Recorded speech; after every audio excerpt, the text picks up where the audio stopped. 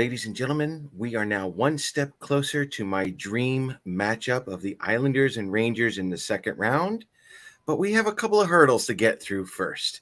Hello, everyone. My name is Paul Kreischer. Welcome to Isles Talk. We have a great show tonight. We're going to be going over the Islanders season very, very quickly here. We're also going to get into the postseason. We got all of our picks. Some of us, we do differ, and we're going to have a good time with this. And I would like to welcome the panel once again. I'm going to start off with Joe Panettiere. Joe, how are you? Good, Paul. How are you? All right. See, Joe is expecting me to say something else, but I'm not going to tonight. I'll be nice because the Islanders made the playoffs. Yeah. Also joining us from NHL.com, Rob Top. Rob, how are you? I'm doing good, guys. How are you? All right. And then last but not least, yeah, I'll be nice to him too, only because, I love Claire more than him. Gary Harding, how are you? Bite me, Paul. There we go. That's the answer I'm looking for. Right. Save the best for last. Thanks, buddy. There we go. Absolutely. So anyway, folks, playoff time. It's happening. Despite a lot of naysaying, wrong percentages, I'm going to say that right now.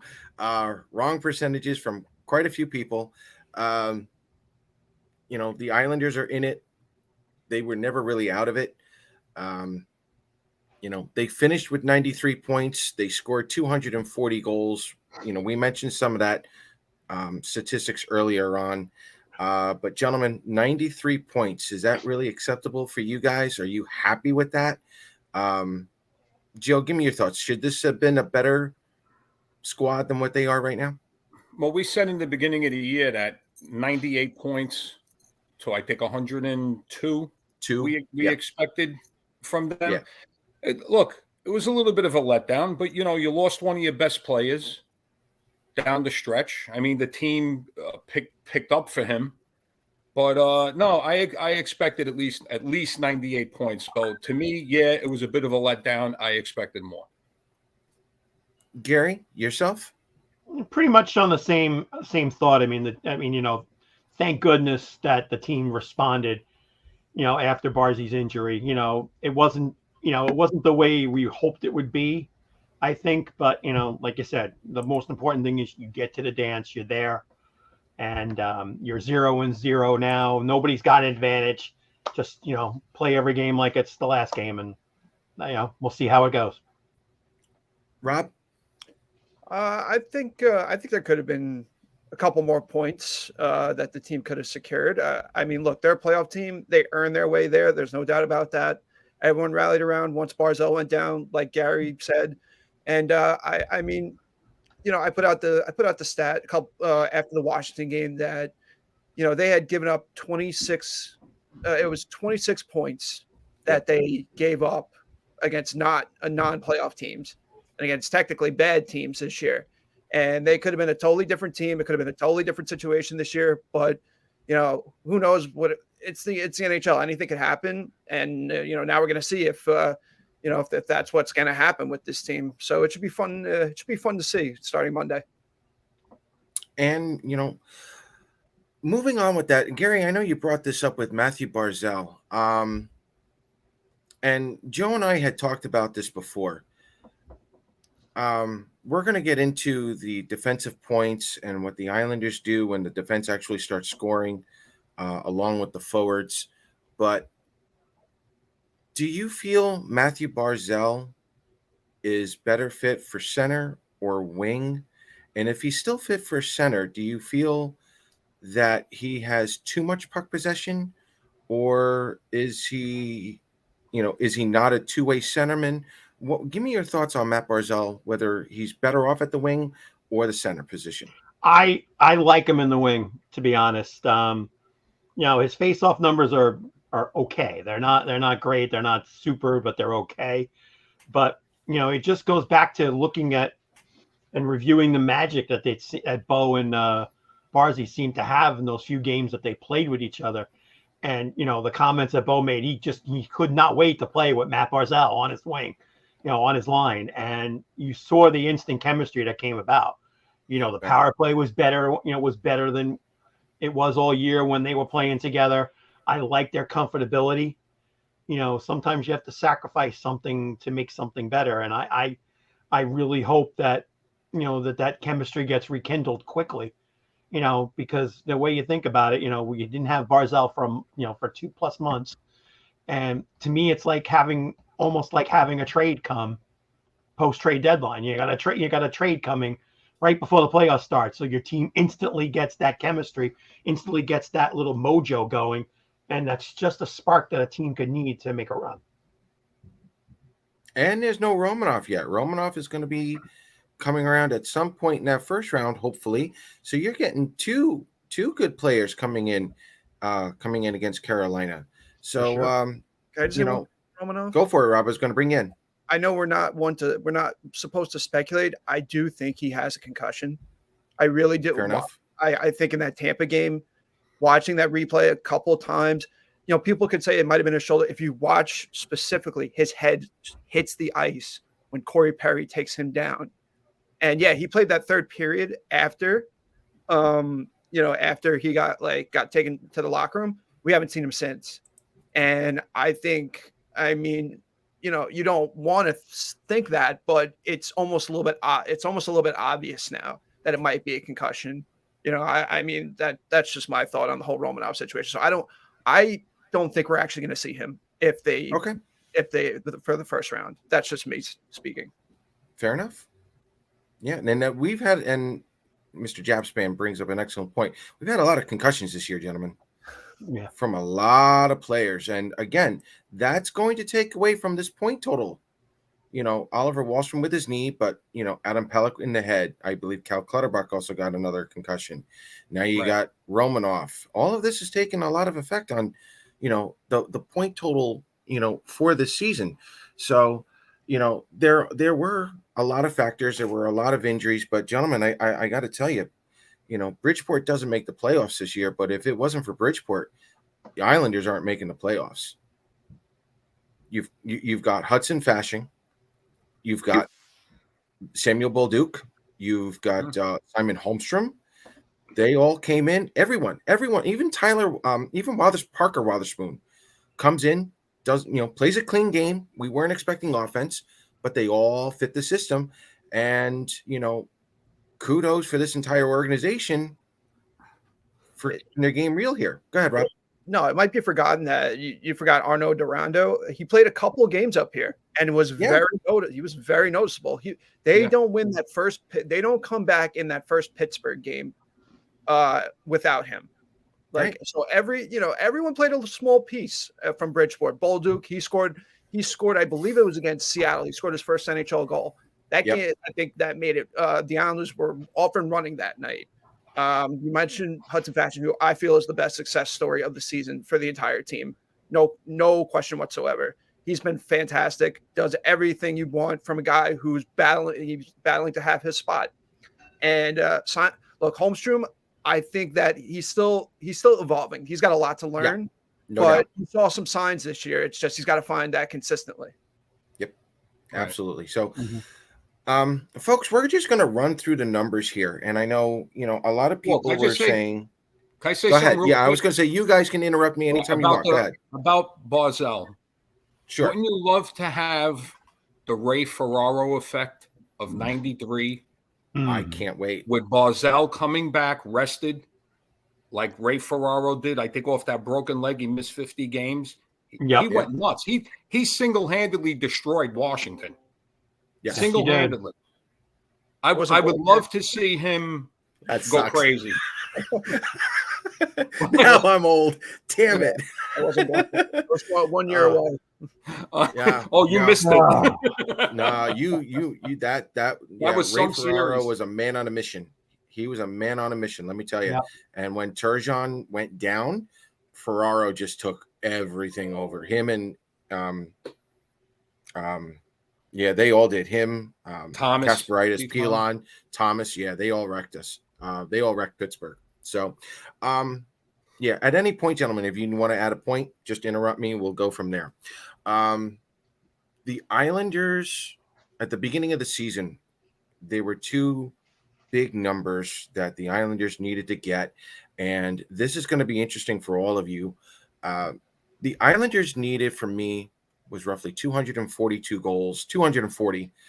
They ended up scoring 242, yet this was a team that should have scored at least 256. And Joe and I were talking about this off air. They had 35 power play goals in this season. The average is right around 50, 55, in that mid range. If we hit those power play goals at any time, this is a much different looking Islander team.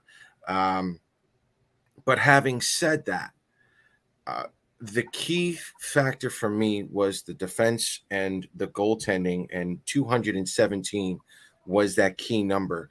And lo and behold, the Islanders only allowed 217 goals this season. 222, Paul. 222. You sure? I'm looking at ESPN right now. 222, and they scored 243. Because I just looked at NHL.com and they said 217. Okay. Either way, 17 of those goals were empty netters. 17. So there's no empty net goals for the most part. Yeah, there's no overtime. There's nothing here for in the playoffs. They're gonna go hard here. So for me at this point, gentlemen, do you play Semyon Varlamov in the playoffs if you have to, or is this going to be Ilya Sorokin's year? Because again, going back in Islander history, Billy Smith, Chico Resch, you ran them both. Glenn Healy was pretty much by himself. You have a tandem that can win you hockey games in the playoffs. Is this Ilya Sorokin's year, or are we going to see a game out of Semyon Varlamov? Either one. Anyone. Right now, I think right now you're right, Sorokin. The 21 run, showed, that when you switched, it worked. But right now, I think, before anything starts, you go with what got you there. Right. He's going to be a Vezina finalist for sure. He's been absolutely, spot on when you needed him. I just think right now, unless something happens, like I said, that was that interesting way that, Sorokin won the first round, Varlamov won the second round. It's just the way it goes. But, like I said, right now you go what got you there. Okay. Joe, what do you think? Do you think Varlamov is at the level right now where he could steal you a game? I know Sorokin is, and you're going to have to steal a game in Carolina to win the series. Sorokin still has that habit. High glove, letting in a soft goal. But, do you have him on a short leash, or you're going to ride him? You put faith in this kid all year. I say, look, you ride it out. I think he would have to have an absolute meltdown in either game one or game two if there's any chance of Semyon Varlamov seeing the net. So you guys were just, we could keep harping on it. He got them here. He really did. He got them to where they needed to be, and he is going to be a Vezina finalist. Frankly, if it wasn't for Linus Ullmark, he probably would be the Vezina winner this year. That's indisputable at this point. Joe mentioned, he gives up, that goal that he shouldn't have, like he really shouldn't be giving up. But we saw what he did against Pittsburgh. We did. We saw that was his coming out party. And then you're right. They made the switch to Varlamov because he was the veteran goalie, and he's been there before. And not to say, you know what? I feel like if they were playing Boston, I feel like this conversation would be a lot more different. I would actually not be opposed to going to Varlamov, which I think a couple people who I've spoken with kind of feel the same way. He plays better against Boston. Sorokin does not. Carolina it's a total different series. So I think Sorokin, I think he's ready. I think he showed in the playoffs. against he showed in that series against Pittsburgh. He won. He basically was one of the 2 reasons they won that series against Pittsburgh. His performance in Game 5 was incredible, and he made some unbelievable saves in Game 1 when they won in overtime on the Kyle Palmieri goal. So I think that you ride Sorokin until you see he just can't, you need to give him a night off. Okay. Works for me. I like it. No, I think this is his time. He was a big part of that bubble. He learned a lot. This is his chance. And, I'm just going to echo what you guys have said. He's earned this spot. He's a Vezina finalist.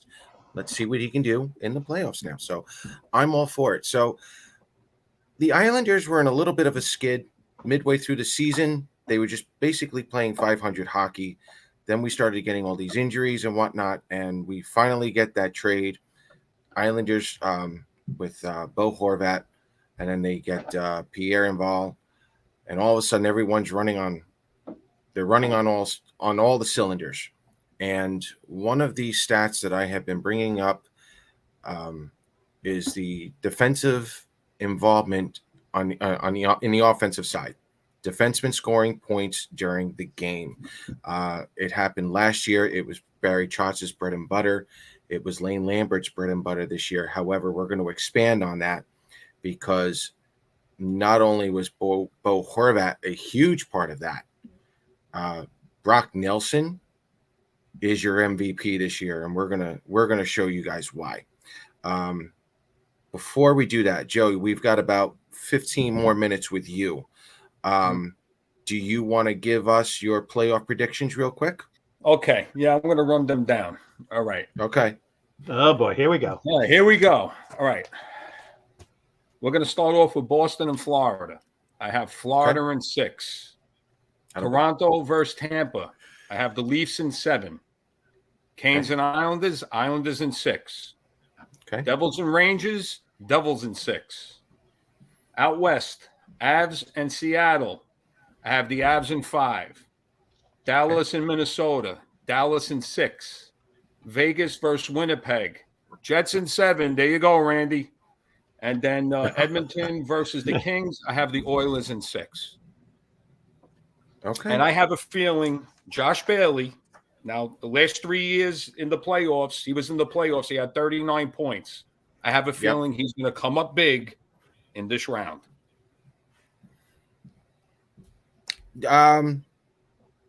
Bailey was always a big factor on that power play. That's where he got most of his points. Do you see him on power play 1 or 2? 2. 2. 2? Okay. 2. Well, look at his 5-on-5 numbers. In a 5-on-5 in tie games, he has 4 goals and 6 assists. And 5-on-5 regular play, no whatever the score is, he has 5 goals and 16 assists just between 2020 and 2021. The guy produces. He's got 51. He's got 51 points in 70 playoff games. Yep. I mean, I had this conversation with people with a couple guys past week or so, and it's like that's a guy that you need in your lineup. Like, he's shown the ability in the playoffs to somehow he finds a way to turn it on at the right time. I get what happened to him this year was not good. I know the inconsistency, the healthy scratches. I get it. If you could play him over Matt Martin, I'm not opposed to it. I do think that fourth line, though, is not getting enough credit for how good they were this year. Even without Clutterbuck, Matt Martin had a career high 19 points this year. Casey Cizikas, I don't think he missed a game. I think he played all 82 games. He played 81 games. He played 81 games this year. And he only had 6 goals. That doesn't matter.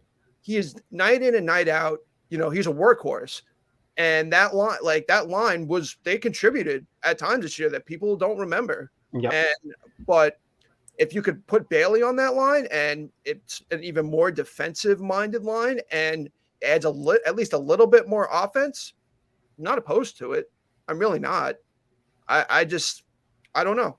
It's going to be very interesting what Lane does game one, because he said today Matt Martin is playing.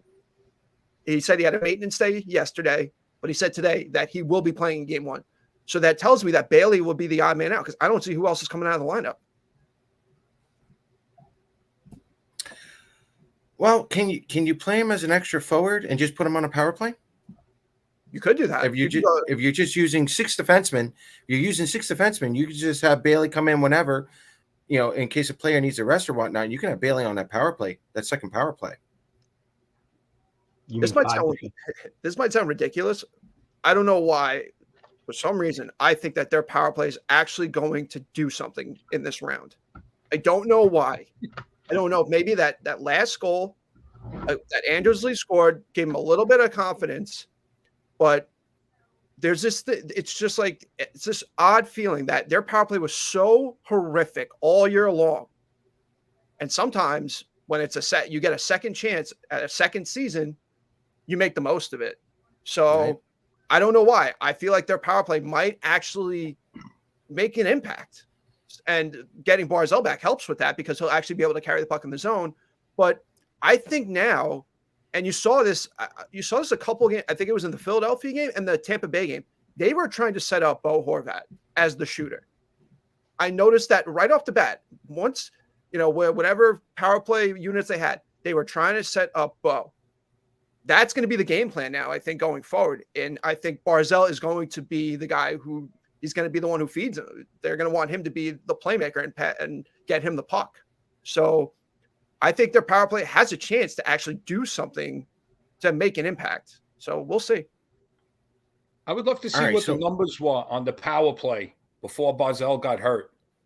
7 for 19. 7 for 19. With Bo was 7 for 19. So you're running at a 35% clip. Yeah, makes a big difference. I got to go with you, Rob. I think the power play is going to do something in this series. It's going to have to. Eventually, it's going to have to. I mean, you can look at it from the other side. Their penalty kill was tremendous this year. Absolutely first at home in the league. That's what I'm saying. It's just been oil and water for them this year with the power play and with the penalty kill. And I'm not saying that you want the reverse coming in this first round, because you don't, because Carolina is a great penalty killing team and their power play can be lethal. But if you can just find that balance, especially against this team, because they're so good and they're so fast and they make you pay on the littlest mistakes, that would help. It would really help their chances if they can just find that balance between you have a great penalty kill and you have at least just a competent power play. Not good, just competent. Yep. I think the loss of Svechnikov too is going to be a critical thing for Carolina, because I know since he was hurt, their power play it's been still okay, but it hasn't been as good as it was in the middle point of the season. So again, it's another plus that you got. We're gaining one, they lost one. So I really think and especially the last couple of games on this power play, finally, all I kept screaming from my seats is move your damn feet. And they finally did, especially in that last game. Even the couple power plays before that, you saw them moving around. They weren't stationary. And that just drives me to drink that they don't move around on the power play. But it looked so much better. And especially the last one, of course, with the tip in was great. But that's what you're going to expect. And with Barzal bringing the puck in, you're going to see a lot more movement. And I really would like, as you guys were reiterating, I think the power play is going to improve. One thing that, to add on to Gary's point, they have to eliminate the drop pass. Yeah. Once and for all. It kills any momentum that they have any chance of them bringing the puck in the zone. I'm sick. I don't know how much more I can watch it. I don't know how much more I could take of it. Thanks, Paul. I mean, it's so unnecessary. It kills almost 10 to 15 seconds off your power play. It's just it's stupid. And I know Barzal. Look, now that Barzal's back, they're going to do it again. I mean, that's a given. But just try something else. Try something else. Just don't enough with the drop pass, because all it takes is one mistake, and that leads to a shorthanded goal, and it could be a series-changing moment. True, guys. I got to jump out. All right. Everybody, enjoy. Joe. I'll see you on the next show. Thanks, guys. Take care. if we invite you back. Yeah. So, I'm gonna add a little bit to all of this coming together for your playoff hunt, boys and girls Islander fans here as we're approaching Carolina on Monday or Tuesday. When are we playing? Monday. Okay. One of my biggest factors was the defenseman getting involved in the scoring. Here are the numbers when Brock Nelson scores a goal: 21, 3, and 4. Okay. When Brock Nelson and the defense score 3 points, when the defense scores 3 points in one game and Brock Nelson scores a goal, 14, 1, and 3. Okay. Now, since Bo Horvat's arrival, I didn't even care if he scored a goal or not. I wanted to see the impact that Bo Horvat would have on the defenseman. And Rob, this goes to your point with Bo Horvat shooting on the power play. The Islanders went, I believe, 17, 9, and 4 since he's been here through those 30 games. But the defense scored in 16 of those 30 games, more than 50%. Noah Dobson had 20 points in those 30 games. Ryan Pulock, who finally showed up, had 10 points in those 30 games. Sebastian Aho had 10 points in those 30 games. The kicker with Sebastian Aho is that he missed 2 weeks due to injury. Yep. So now you're getting Noah Dobson getting some offensive flair. Hopefully we can curve some of those mental mistakes on the ice. Sebastian Aho, we all know, defensive issues as well, but setting up power play, setting up a little more offense, that's going to get the Islanders somewhere. And if Ryan Pulock, I don't care how many times he has to shoot from his knee, I will see Brett Hull style all series long. If he can get that shot lower, forget it. Now, adding on to that, when the Islanders defense scored 3 points or more, they went 24, 6, and 4. When the defense scored 2 points, 9 and 4. This is all culminating into everything, boys and girls. Bo Horvat shooting on a power play. Matt Barzal getting involved, but this time on the wing. The Islanders didn't lose a center because they brought in Horvat. But you have Bo Horvat, Brock Nelson on a 1-2 combination. Granted, they're not McDavid. It's not Draisaitl. But you're getting two-way centermen who are really good right now, really hot. They're getting their defensemen more involved. And you've got something here if you get a playoff, the power play cooking now. So, Gary, give me your thoughts on those numbers and a little higher expectation now, maybe heading into Carolina. Yeah, I mean, that point we've been hitting on all year long. Yes. If this defenseman got to get involved. For a while I think the defense were leading the league in goals at one point, but they've slipped down a little bit. But still, it's an impact, and I think it's great. The only issue I still have, and again, watching Bolduc in Bridgeport, and I've been impressed with his effort and his attention to detail and his getting used to the professional game. But although I know why they're putting him in, I think he's a deer in headlights out there. And I don't know what you're going to do. Obviously with Romanov being out, you got to put somebody in. I don't understand why Witherspoon never got a game in 30 games. I really don't. When he played, I won't call it impressed, but I was very pleased because he made very little mistakes in his own end. He could bring the puck up. Yes, he doesn't have the offensive abilities that Bolduc does, but he was consistent. I very rarely saw a bad play out of him in the games he played. I understand he's good on the power play, but you saw it. You let a 5'11" Nick Suzuki basically push you around and get that unbelievable goal that he scored on the shorthanded play. There's no way with a guy that big and that strong should be pushed off the puck the way he did. I really don't. And that scares me. Every time he goes on the ice, I am in fear because he's going to pull something like that. And I think there was at least 4 or 5 glaring problems that, if it was any other time in a season, he would be immediately sent back to Bridgeport in 5 minutes. And that's the part that scares me. I'm very comfortable with the rest of the defense. Pulak has picked up his game significantly since March 1st. Right. I've been very pleased with that. Pellick's had some, nights where we want to just write him off. But again, he leads the team in plus minus this year. Again, despite missing 20 games. So I'm comfortable with that. And I think Aho, and I know a lot of people in Section 316 at UBS can't stand him, but I think he's been pretty consistent as well. He's made a mistake here or two there, but I think he's progressed. So I like 5 out of 6, but number 6 right now scares me. Okay. Against a team like Carolina. I think with Bolduc, I think Wednesday was I think he might have been a little bit overwhelmed by the moment. I think in the short samples, in the sample size that we've gotten at him, I think he's actually proved that he can play at this level from an offensive standpoint. Defensively, there needs to be some tweaks, but you see he's a physical guy. He's got a big body and he's hard to get off the puck. And I don't know. I think throwing him, because I think he's going to be their number 6 on Monday night and for the entire series, unless Romanov does come back. Right. I think with him, and I think they're going to maybe they're going to shelter him, kind of like they did Noah Dobson a couple of years ago.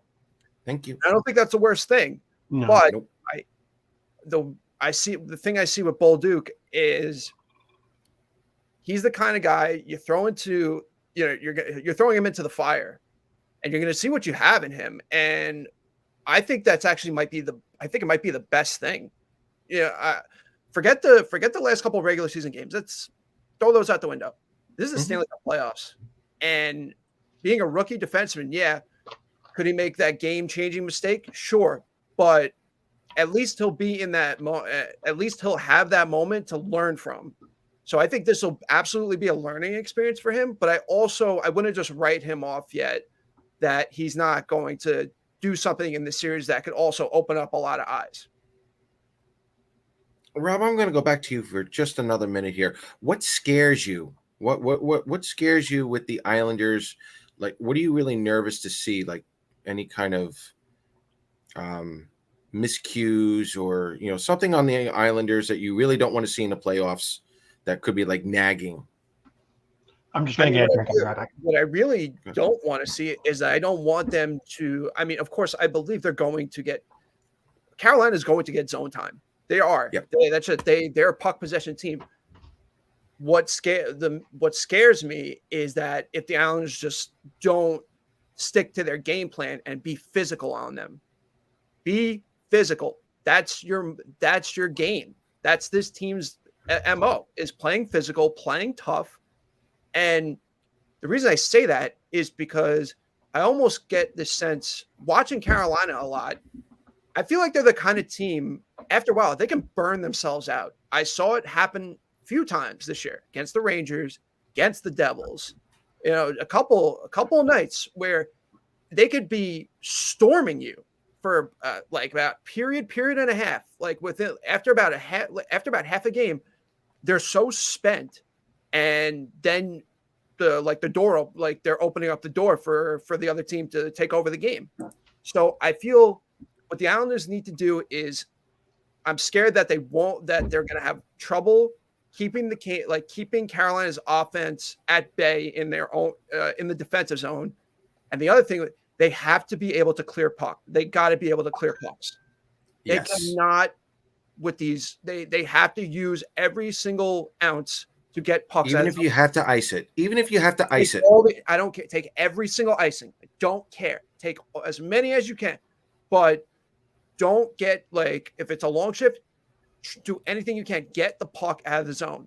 Don't try and chip it. Like, don't do a one-hand chip that they like to do sometimes, or try and like flip it, like crappy flip to get it over the, like, if they have open ice, and I saw this on Wednesday too, get the puck out of the zone. Don't stop. Don't be like all cute. Get pucks out of your own zone. That's what might be the difference in this entire series. Is if the Islanders do that, they have an even better chance of pulling off an upset. All right. Any last comments, gentlemen, about this Islanders season? Me personally, I didn't think they were as out of the playoffs as a lot had speculated. Granted, we knew trades were going to be coming. We knew moves were going to be made. We knew this was going to be somewhat of a retool of a season. I've been excited with the players that they had. As far as I'm concerned with Florida, I'd rather see Florida play Boston at this point. Thank you, Alex Lyon, for getting them into the playoffs. But as far as the Islanders are concerned, other than Romanov and obviously Oliver Wahlstrom not being here, this is the healthiest this team has been all season long. Yep. And this is not a 93-point team.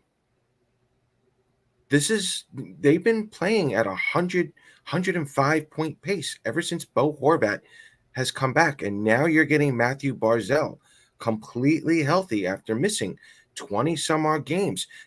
I don't want to say it's a brand new Islanders team, but we haven't seen this team healthy like this entering the playoffs. I'm excited for it.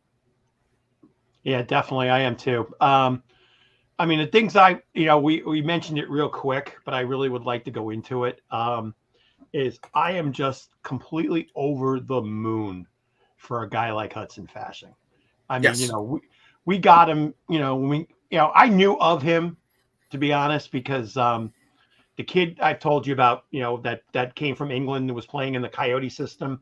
He played with Hudson because Hudson was captain of the Roadrunners last Tucson. Year. Yep. Right. So I knew of him, and he's kind of like, if you saw the movie Major League in the beginning when they were picking up all these guys, like, who is this blah blah blah guy?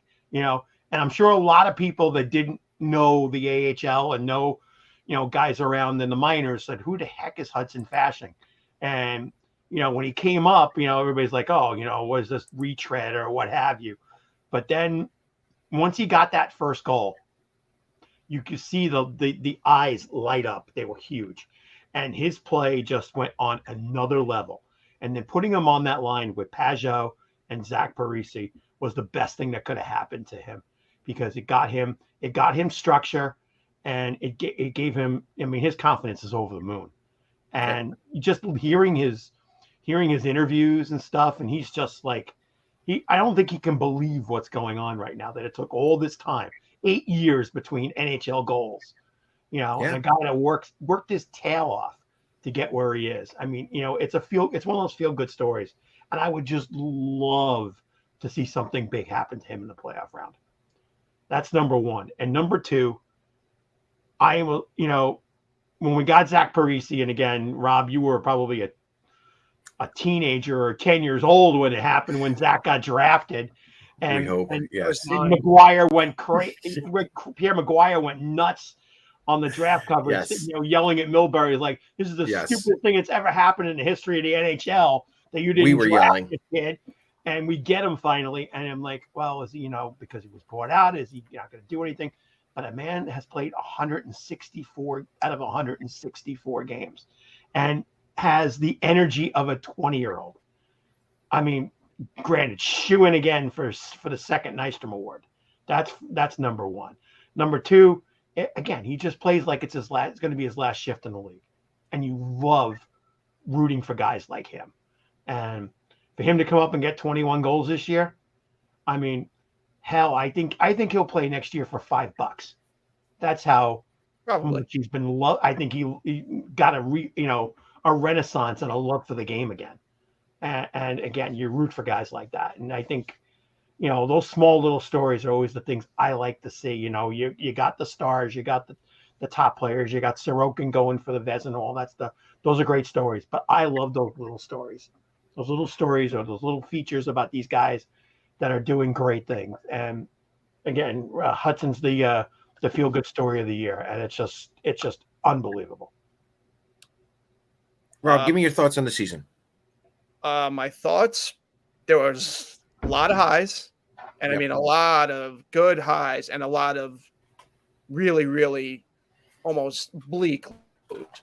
And to me, it was just a roller coaster from opening night till Wednesday night. It was just an absolute roller coaster, and we didn't know when we were going to get off. And now, hopefully not anytime soon, but I'll take it that this team, they showed a lot. They showed me a lot. And I think they showed the fans a lot. They showed their resilience, because I think, Paul, we were on after, I think maybe right before the Horvat trade or right after. And I said, this team, they were being left for dead. They were, having that 11 game streak. I mean, that streak where they only scored 11 goals, over a certain amount of time. And, as soon as Barzella goes down, it's like they're coming off an absolute ass kicking in Boston. And it was just like, they could have let the season fall apart, but they didn't. And I really, really appreciate that about this group, that they came together. They came together at the worst time, and they all pulled together as a team. It wasn't just one individual. It was every single guy. Every single guy in this run had an impact. As I said, we talked about Arnold Durando. He had one or two moments. Sam Bolduc had a moment. Hudson Fasching has had several moments. Zach Parise has had a moment. Brock, Anders, Bo, what's called JG, like Pajot. Sure, Pajot. Every single guy on this team has had a moment to where they've gotten to where they have gotten and where they have now. So it's just been a roller coaster, and it's been fun at times. It's also been extremely not fun. So, it was just one of those seasons where now it's like, put all your throw all your chips in. And I'll go on to say this about them in the playoffs, and especially against Carolina. Carolina needs to get over the hump. They really, really do. And I know that people might not. The Islanders are playing with house money right now. They are, because frankly, about 2 months ago, who would have thought they would be a playoff team? They were out of 5 or 6 teams in that mashed up 8 to 13 spot in the East. They were gone. They were done. They were falling at the seams. And now you have a team who just got their best player back, and we'll see if he's a little rusty Monday, but he's a guy, he's a difference maker. He's a big time difference maker. And you put him back with this lineup that has played their best hockey over the past 2 months. As I said before, anything can happen. And I think, I might be wrong, going into this series, they have nothing to lose. No, you're not wrong. Forget about changes in the offseason. That could be for another day. They have nothing to lose in this series if they somehow going into the playoffs this year. They do. I might catch a lot of flack for that, but I think it's the actual case. So, ladies and gentlemen, you've gotten a culmination of everything here tonight. Different players stepping up at different times, the right trades. We're going to look for that unsung hero here in the playoffs. The brotherhood is back. We've added a little bit more.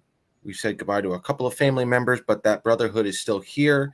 It's ready to go. And now, more importantly, aside from another player or two, this team is healthy, ready to go for the playoffs. We're all excited for it.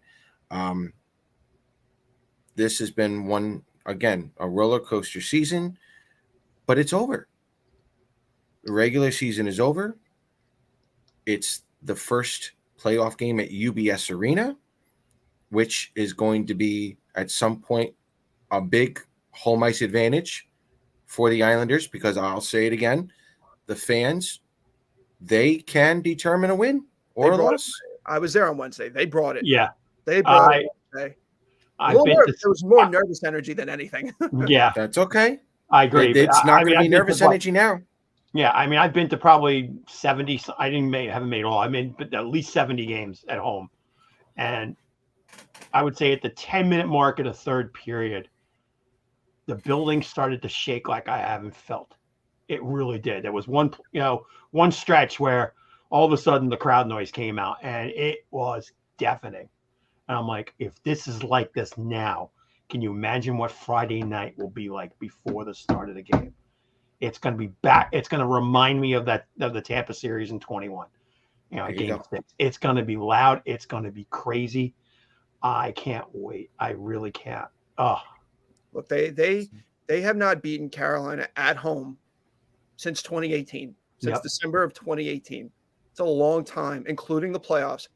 And this is why I tweeted this after the series after they announced what's called, they knew who they were playing. This isn't Barclays Center. No, it's not. This is a totally different animal.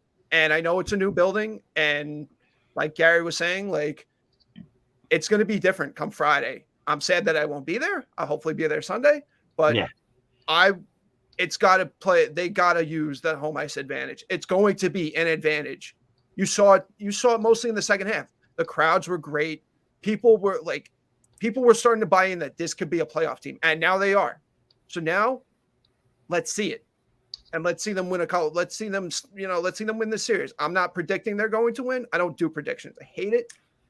Good. But, yeah, I hate doing predictions, but they will put up a fight. They're not going to go out lying down in this series. Well, there goes part of your show, Paul. No, forget it. Gary, you and I are still doing it here. That's right, folks. It's still prediction time. I don't care what you guys say. Gary, let's have at it. Or at least let's talk about this here. Tampa Bay and Toronto. Joe had... Yeah, you can. You said you don't do predictions. No, I don't do predictions for the Islanders. Never have. Okay, that's good. Any other series, that ruined my. Yeah, any other team, I'm game. All right, well, let's do this then. All right, well, before we do Toronto and Tampa, then let's stick with the Metro, Devils and Rangers. I've got Devils. I've got Devils in 7. I know they were saying it on the chat, but I think this is going to be the most exciting series. I really do. Just of the matchup, and how the Devils have had such an unbelievable renaissance. They're such an exciting team to watch. And they again, we're like the we always call the Devils and the Islanders the bastard cousins of the Rangers. So I feel for what's going on with them, and I'm thrilled for what's happening. But the scary thing about a playoff series is an untested goaltender. And that's what Joe was talking about with Ullmark in Boston. And the same thing will fall with Vanacek in New Jersey. We looked at the stats. He's only 1-1 with a 4.5 GAA and an 850 save percentage. So he's untested. And unfortunately, with a team like the Rangers, that's going to be a problem. If they get to Vanacek early in game 1 or game 2, it could be a problem down the road. And that's the only thing. If he stands up on his head like he's done on a number of occasions for New Jersey this season, then I think the Devils can win it. But I see it as 7 games, and I think that's going to be an exciting 7-game series. It's really going to be fun right now. Randy's got the Rangers going. Like I said, it all depends on Vanacek. If Vanacek pulls a rabbit out of his hat, the Devils are going to win this series. Rob, who you got? Rangers or Devils? My head is telling me Rangers in 7. My heart is telling me Devils in 7.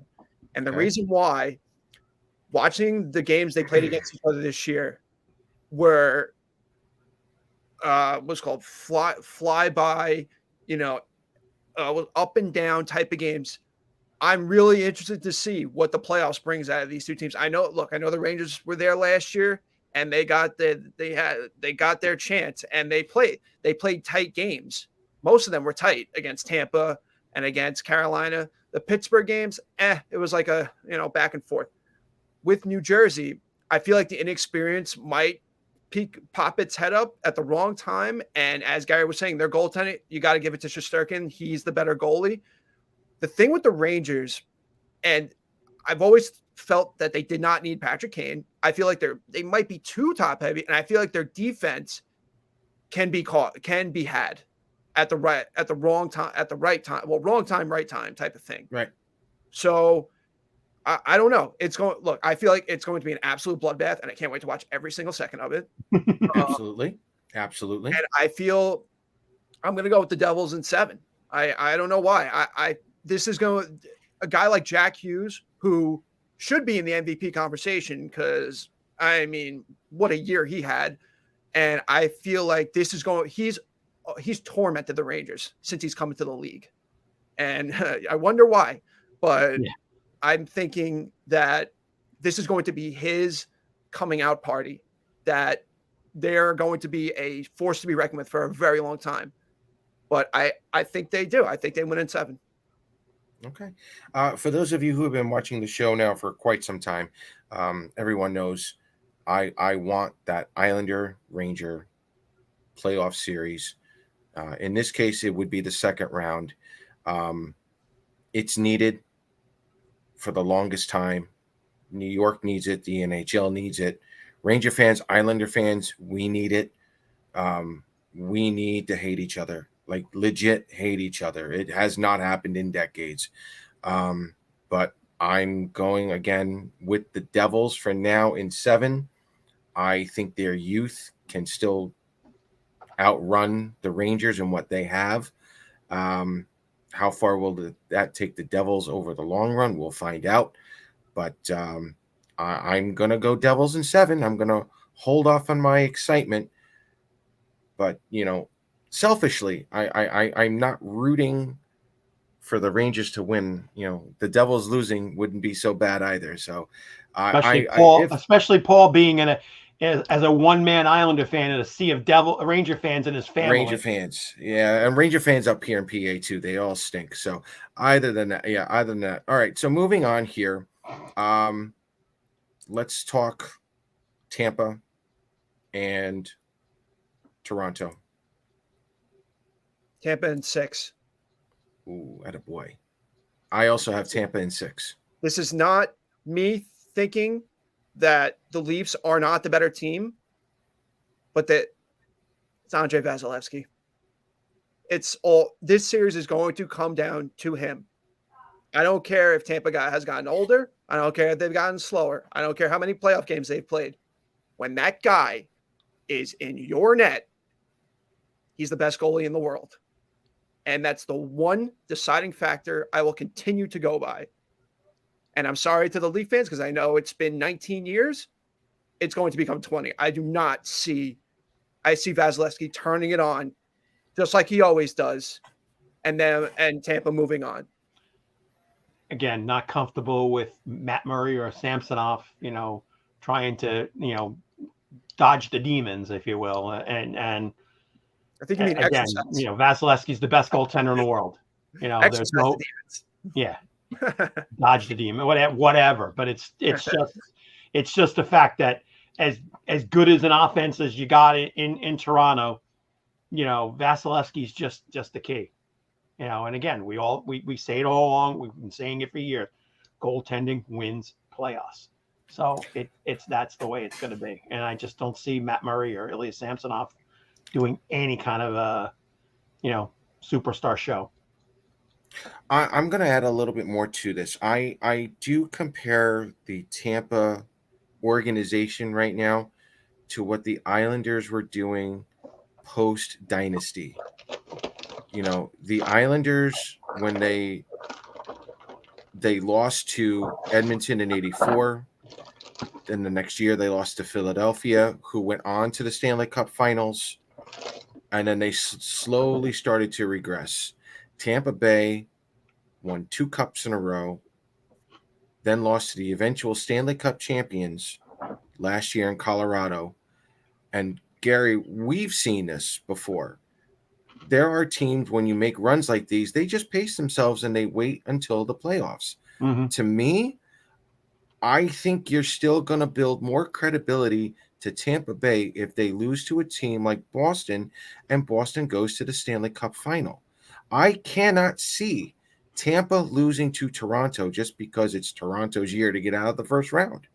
I think Tampa is still that playoff. They have that playoff pedigree. And as far as I'm concerned, they're still the Eastern Conference champions until they're dethroned.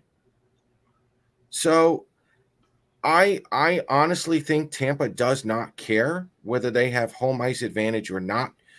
I think they're ready to go, and if they are, I will give Tampa Tampa in 6 over Toronto, and that's not a slight against Toronto. I just feel that from a dynasty perspective, I don't think Tampa's done making another run until they're beaten by a team like Boston or even Colorado. Mm-hmm. So, speaking of Boston and Florida, Joe has Florida beating Boston. What a pick on that one. And again, I can see where Joe's coming from. Florida is healthier now. We're going back to 2006 here, Gary. Was it Doobie? Was it 2006 or 2007? I think so. Yeah. Doobie started game 1. Do you start Alex Lyon, who's the hot goaltender, or do you start Bobrovsky? If you start Bobrovsky, does Bob actually steal you a game in Boston? It's an interesting conundrum that they have. I feel Boston is going to win the series. The thing with Florida, and it's just like they were so inconsistent this year, and then they got hot at the right time. And Matthew Tkachuk, I feel like he's going to be an absolute pain in the ass to the Bruins, to Marchand, to Bergeron. He's going to try and get them so far off their game in that series. It could work. It might also fall. He might also fall flat on his face. But the thing I see, and I am sticking with Boston, but the pressure is all on them. That's one thing with Florida that you could put in their mind is there's no pressure on the Panthers to win this series. It's the Bruins' best regular season in NHL history. All the pressure is, and this even if they were playing the Islanders, all the pressure is on the Boston Bruins to win the Stanley Cup. Because no one knows. I mean, I don't know if Bergeron's going to be back next year. I don't know if Krejci's going to be back next year. It could be an entirely different looking team. That's here nor there. But all the pressure is on the Bruins to fortify what has been a magnificent season. And the Panthers had the best record last year. I think that was Panthers. That was a fluke. That's okay. Tampa swept them. But you can see with the pressure of being, we all know the stats of, presidents winning trophy winning teams. Yeah. And how they suffer in the playoffs, but it's the pressure. Let's go back also to what we've all been saying with the Devils and Vanacek, and Joe brought this up. Ullmark, he's not tested in the playoffs. He has one game in the playoffs last year. That's it. That would scare me. That's why if they were playing the Islanders, you give the Islanders the advantage. I'm sorry. Yeah. In that department. But he's been lights out this year. And they also have Jeremy Swayman, who is a very capable backup, and he played his ass off last year in the playoffs. But I still think, and I feel like one sequence in this series could totally mess up everything for the Bruins. All it did, just throwing it back to when Casey Cizikas scored in that overtime, that turned the entire series in the Islanders' favor, and the Islanders never looked back. Right. And it's just like you take Florida, if they get a goal from like a Carter Verhaeghe, like an overtime win in Boston to tie the series or to go up 1-0, look, I'd be a little bit frightened if I was the Bruins. I'd be a little bit scared if I was the Bruins because okay, now they're not just gonna roll through them. I think if it was Pittsburgh, they would have swept them and made a mockery of them. Yes. Yep. So all right, Bruins in 5. Okay, Gary. Again, as some people said, as much as your heart would like to see an upset happen, and again, the lack of Ullmark's experience in the playoffs, it's just they're just too strong of a team, and I'm going to say 6, just for the fact that I think Florida will shake it up a little bit. And okay. Again, Kachuk being a pain in the ass. Yeah. Barkow's such a tough guy come playoff time, I think. And, the big question is how, addressing who's going to 10 goal, game one, and can they steal? That's to me, that's the big litmus test, is if they can steal one.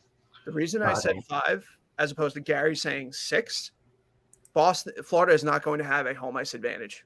It is going to be about, I'd say, 75% Bruin fans, if not more, down there. They traveled in droves this year. You don't think they're going to be down there at Sunrise? I don't know. Yeah, I'm gonna give Florida the benefit of the doubt, only because I just want to see a little more drama. I'm gonna go Bruins in 6. I'm thinking a lot of people are like, sweep 5 games. I want to see a little. I'd like to see Florida just beat Boston up a little bit, trying to make this a difficult time for them. Yep.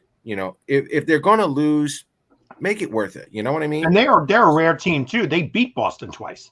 They have beaten Boston twice. So I am looking forward to that. So, all right, let's move on here.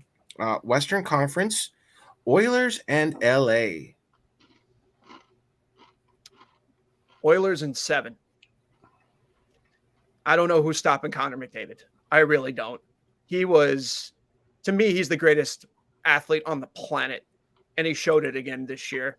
And all credit to the Kings. They are a phenomenal hockey team.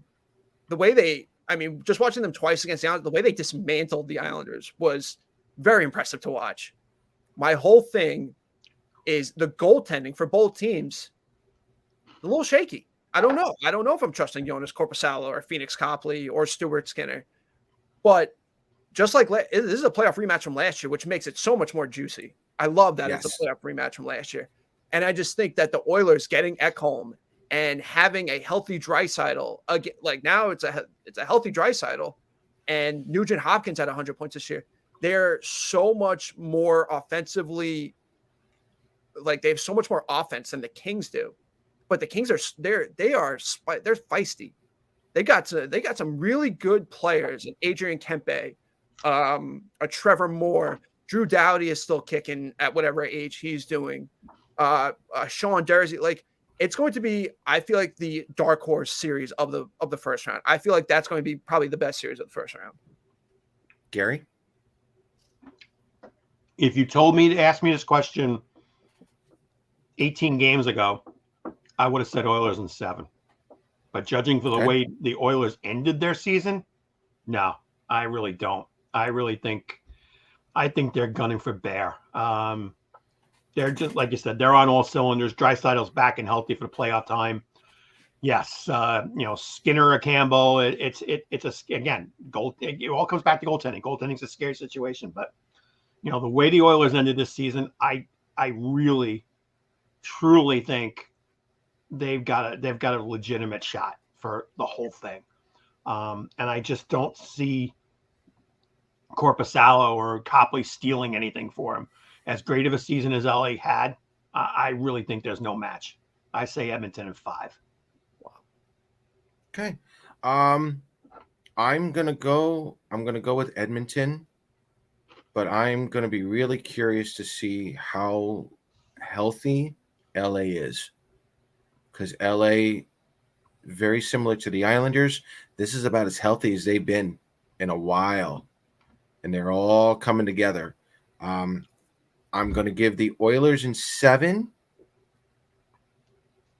but I don't think it's going to be easy. I think LA could probably take them to an overtime or two if they're all healthy. If they're not healthy, I'm going to agree with Gary. I think it's going to be Oilers in 5. But if LA's ready, primed and ready to go, I think that's going to be a much longer series than a lot of Western Canada want to believe. So let's move on here. Winnipeg and Vegas. Let's have fun with that one. Joe had Winnipeg. Winnipeg in 7. Ooh. And the reason why, Connor Hellebuck. Same reason for Joe. I don't know if I can trust Laurent Brossoit to I mean, I know he would, he had his moments this year, and I know Vegas, they were the best in the West this year, but they were not good at home this year. I mean, there was a lot of nights watching them play at home, especially the first half of the season. I know they were better in the second half, where they just were not good. And I mean, so I think Winnipeg, they got in. They didn't really get in by the skin of their teeth, but at one point they were one of the best teams in the West, and then they just kind of like slid down and everything, and they got called out by by Rick Bowness, and ever since it's like it's woken them up. And I just think it's going to be heavy hockey. It's going to be fun. It's going to be fun to watch. Both teams can score. They can defend, but I think it comes down to the goaltending, and I think you got to give it to Winnipeg. And that whiteout against Vegas, it's going to be unbelievable. That should be a hockey bucket list. Yeah, it's going to be unbelievable atmosphere. Gary, who you got?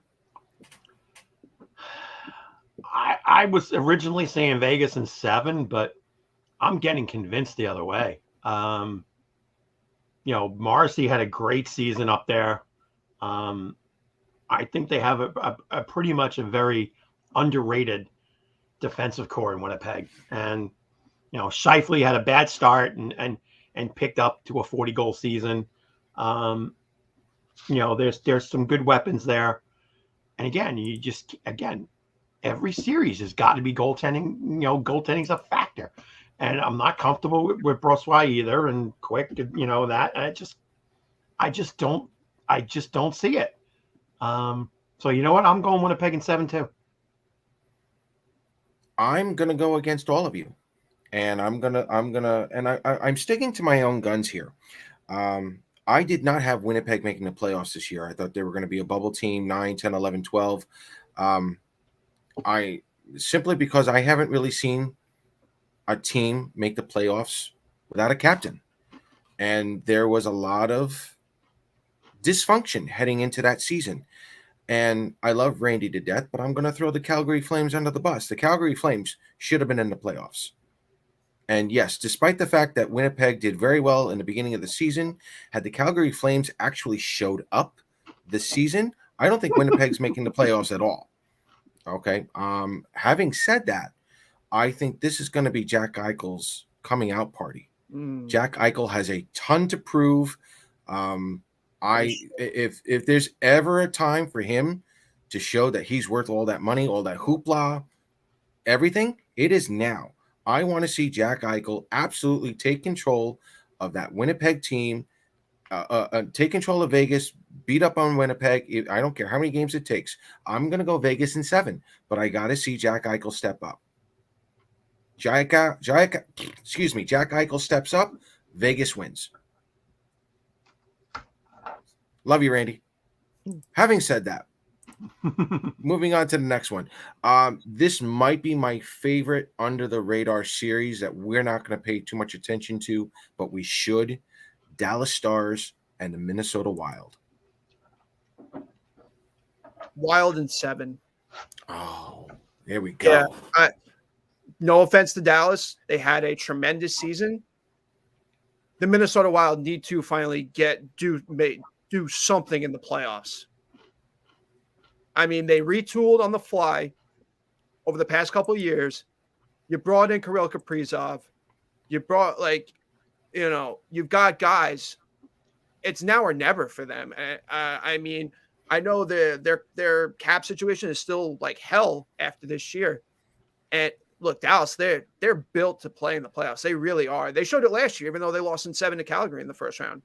And this year, they've just been firing on all cylinders. Jason Robertson is under the radar. Is probably one of the best players in the league. Sorry, no doubt. I don't think he gets talked about enough. He had a 100-point season, and Jamie Benn is still there. Tyler Sagan's still there. Adding Ryan Suter definitely helped in the offseason. But I feel like Max Domi. He's such a bitch to play against. He really is. And for me, look, Jake Ottinger versus Marc-Andre Fleury / Philip Gustafson. Who knows which way it goes? But this I feel like this series is going to be like high event hockey, like 5-4 games, 6-5. I mean, I just think with the Wild, it's they got smoked against St. Louis. They got smoked by St. Louis in the first round last year, and they didn't do much before that. So it's like they're a dark horse team to come out of the West. They really are. They can play with anybody when they're on their game. When they're not on their game, they can be beat. And I just think that they have a lot to prove in these playoffs. You know, they had a good season. They didn't have a great season. They had a good season. And there were at times where you thought, like, is this team really a playoff team? I know Pavelski is an animal in the playoffs. I get that.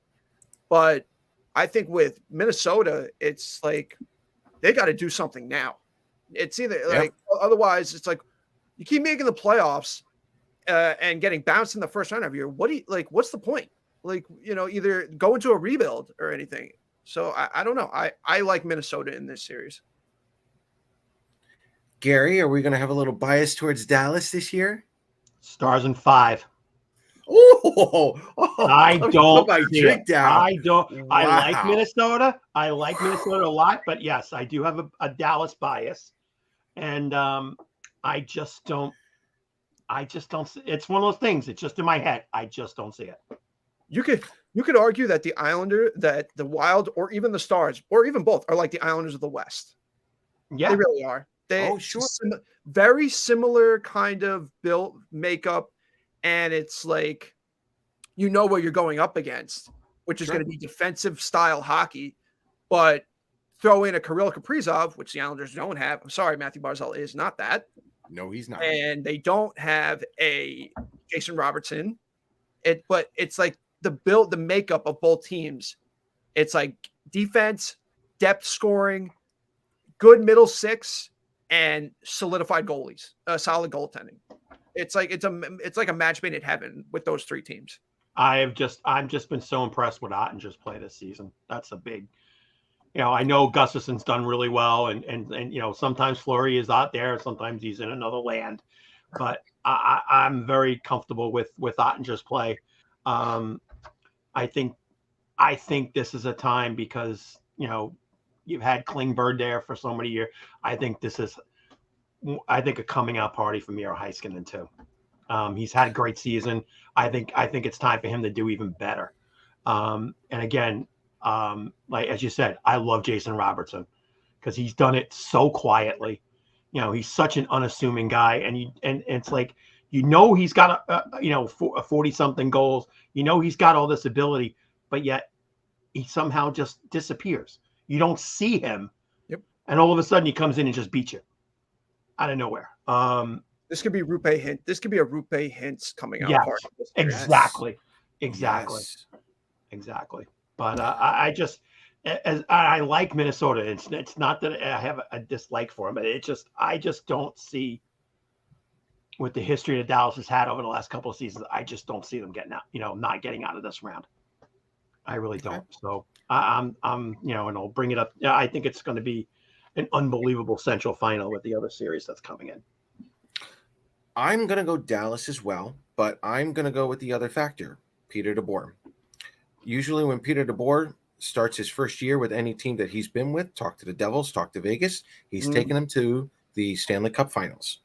Now, I'm not saying Dallas is going to the Stanley Cup Finals, but I think he's going to take Dallas at least beyond the first round. So did he take San Jose the finals too? I think yes, he did. He did. I out of all the factors, you guys were 100% spot on, but I think it's going to come down to coaching. I think Peter DeBoer has been there, done that, and he's got a track record of taking that team, whoever it is, to the Stanley Cup Finals that first year.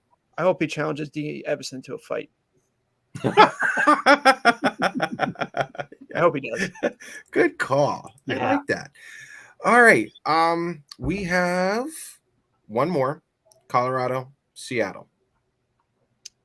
Great season by Seattle, but how long are they going to handle? How many games can they handle the Avs? Colorado in 5. And look, I admire what Seattle has done this year. They've had a wonderful season. I don't know if they're ready yet for the bright lights of the Stanley Cup playoffs. I can't wait to see what Jordan Eberle has in store. You know, if he could have a huge series. Jared McCann has had a unbelievable year, 40 goal scorer and everything. And they play fast. They're a fast team. But if you look in goal, Philip Grubauer, I don't know if I can see it. No. Same with Martin Jones. I mean, Martin Jones, he's had a renaissance here, but it's like going up against Nathan McKinnon and Mikko Rantanen and Kel McCarr and Devon Taves. It's just Colorado is they found a second life. They found a second life after they got all their guys back, and they never looked back. And I think they're going to show that they're still the Stanley Cup champions until someone actually beats them. So I'm going with Colorado in 5. The atmosphere in Seattle should be electric, though. Can't wait to see that. Can't wait to see that. Yeah. Gary, you said Colorado on 5 as well? Yeah. I wanted to say sweep, but I just don't think so. I think Seattle's going to happen to pull one out. But again, you're not comfortable. Yeah. You're just not comfortable with Seattle's net. I mean, I'm sure that, Ron Hextall and Brian Burke are dreading the day that they let Mr. McCann leave Pittsburgh. That was one of their biggest mistakes that they did. And he's had a fantastic season. They've got great contributions all around. But yeah, I just, again, as you were saying about the other side, they're the defending champions. They're still the defending champions until somebody knocks them down. And just seeing their last couple of games, they're going to be high flying. They're going to be great. They've gotten decent goaltending, with Kemper leaving and Georgiev and those guys filling in for them. And it's gonna be tough. And like I said, as I was saying, the other thing, I think the potential Dallas Colorado, division final is gonna be an amazing series. So I'm really looking forward to that as well. Wonderful. I've got Colorado in 5 as well. I would like to see Seattle get one win in Seattle. I that would be a nice little icing on the cake for their season. Gentlemen, that'll do it for our predictions for the first round. I don't like doing second round or conference finals or anything like that until we actually know who's playing. So you're all off the hook on that one. Gary, for the Islander fans, closing remarks. What do you have to say? Preach, preach, preach. Preach, preach, preach. Just the fact, again, the great thing about playoffs, and everybody, says it, you're 0-0. So forget about what happened to you against Carolina. Forget about all the problems that we've had. We talked about some issues, over the past hour and 18 minutes. You're 0-0 now. You've got to, just go to basics. Have your game plan ready to go. We always say the first 5 minutes of a game are indicative on how the team is going to look. They can't come out similar to what happened on last Monday in Washington. They've got to come out ready to play, ready to engage. You've got a player coming back in Barzal. So obviously your lines are going to shift a little. You're going to move people around, but there's a lot of positive momentum going right now. You came in the back door. Yes. You made it in game 82. You would have wanted to make it a lot earlier, but you didn't. You got in. Now that you're in, forget about it.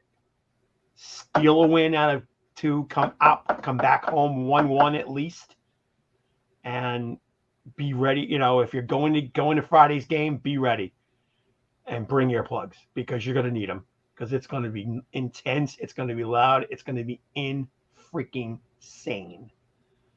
And, like Rob says, I don't want to predict on my series. I won't.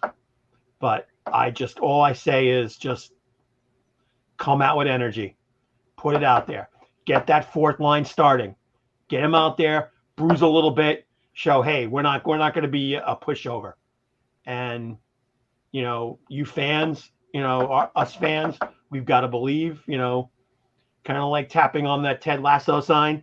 You gotta make sure you're believing, and just have fun. Let's have fun out there. Rob, final thoughts. Final thoughts. I mean, or preach whatever you. I said this before the bubble postseason, and I said this before the series again, before their run to the conference finals 2 years ago. Just enjoy the ride. No matter how it ends, it's going to be a lot. It's going to be twists and turns and whatever, all types of things that you wouldn't expect.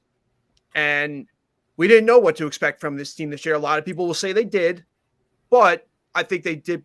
They proved a lot of people wrong by not even getting in the playoffs, but by how they did it. And I just think that this season, however it turns out, it's a roller coaster, and the playoffs are no exception. And this series against a formidable opponent who they know very well, and I mean, people don't bring this up, but it wasn't too long ago that they got swept by this team, and a lot of the same guys are still in that mix for both from the Islanders standpoint. Hasn't been that many changes, and I don't know if that's what's called white blackboard material. Excuse me, but they got to remember that. They have to remember that they were swept by this team not too long ago. They were the better team for 2 of those 4 games. But with the Islanders, they've got experience. They've been through the wars now with Pittsburgh, with Tampa, with Boston, so just enjoy the ride, see how it plays out, and we'll go from there. This is your time, Islander fans. I said this in a tweet before.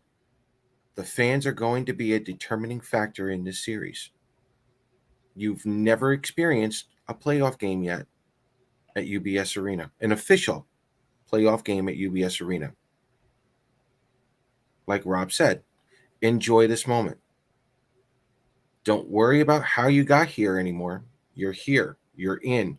You're ready to play. As a crowd, you are playing. Do all those chants. Scream as loud as you can. Bring the earplugs.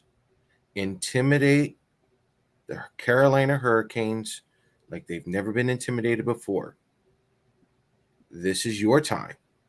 The Islanders are going to feed off your energy. Some of those younger players, like throwing Hudson Fasching into the fire, throwing Samuel Bolduc into the fire. Anyone who hasn't experienced a playoff game, you're throwing these young Islanders into the fire. Show them what the fire really is. Light that spark. Give them the confidence. Because the Islanders feed off that.